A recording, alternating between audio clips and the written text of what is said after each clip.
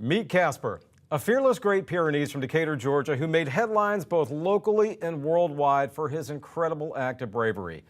In the early morning hours of November 4th, Casper ignored his own safety and protected his owner's sheep by engaging in a fierce 30-minute battle with nearly a dozen coyotes, killing 8 of them in the process. When it was all over, Casper was gravely injured.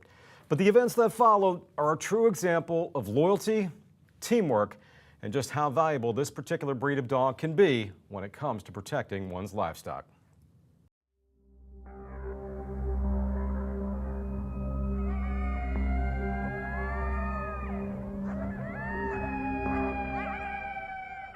In the days leading up to November 4th, something wasn't right. I guess you could say it was the calm before the storm. Except there was nothing calm about them. No, in fact, they were very active.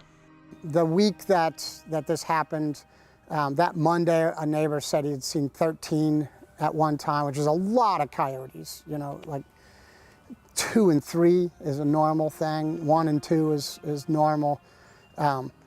Seeing 13 coyotes at one time, that was worrisome.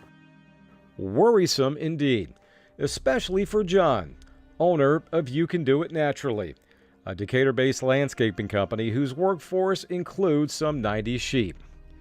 On the night of the attack, only 6 were on the property, and according to John, Casper, as well as another dog, were relative newcomers.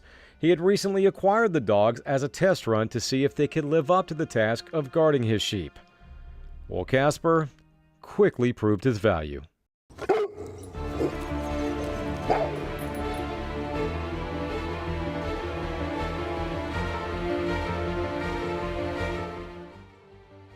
He just charged him, and I mean, it was, I think maybe 10 seconds. He had the first 3 dead, and Methodically, just 1, 2, 3, bam, bam, bam, they were dead.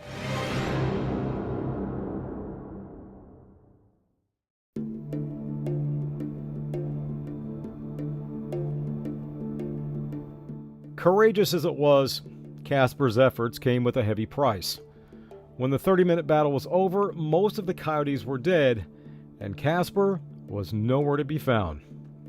2 days later, and badly wounded, he found his way home. The moment John laid eyes on him, he feared the worst. I thought we were going to have to put him down. I didn't think he'd make it another couple hours. He was terrible. It was everything badly infected, and he just had these huge wounds. I mean, just one of them on his side was like this, and the one on his neck was like that, and I thought his one ear was torn off, but it was just matted back with blood, and you know, all the hair was gone, and his tail was, you know, missing about half his tail, and he wouldn't even let us get close to his tail. And so the first thing was clean him up enough to be able to assess, you know, do we take him to a vet or not?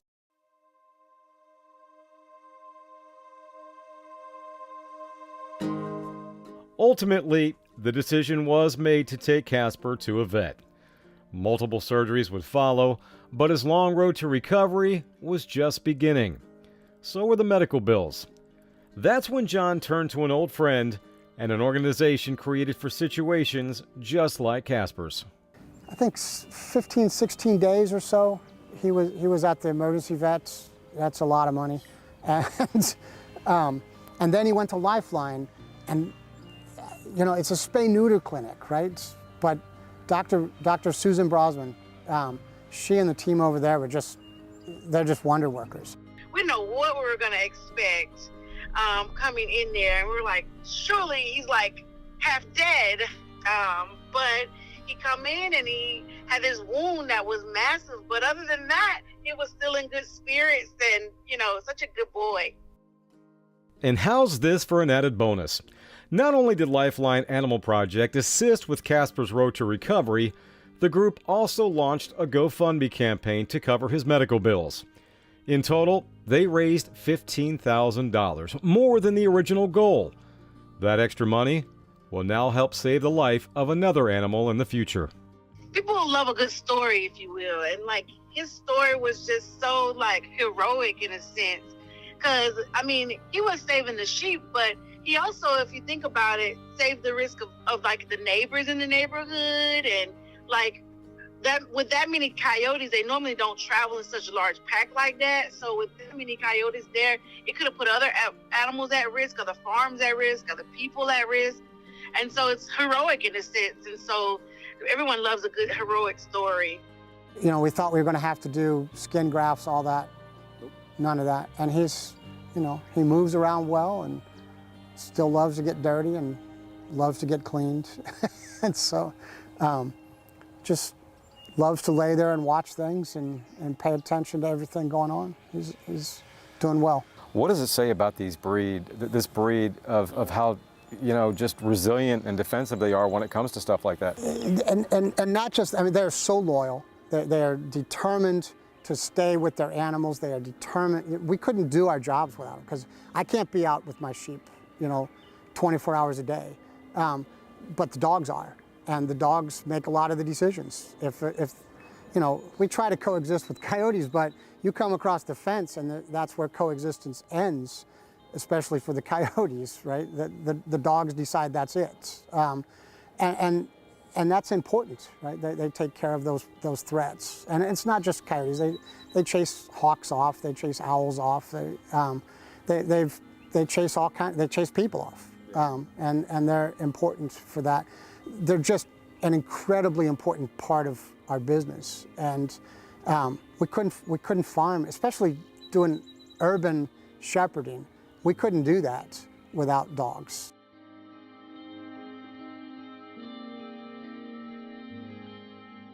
You know, I try to avoid using this term because it's so often overused, but it is an absolute miracle this dog is still with us. The way John Wierwiller describes it, it was a very vicious, violent fight between Casper and the Coyotes, and huge props to all the doctors and technicians who helped save Casper's life, including everyone at Lifeline Animal Project.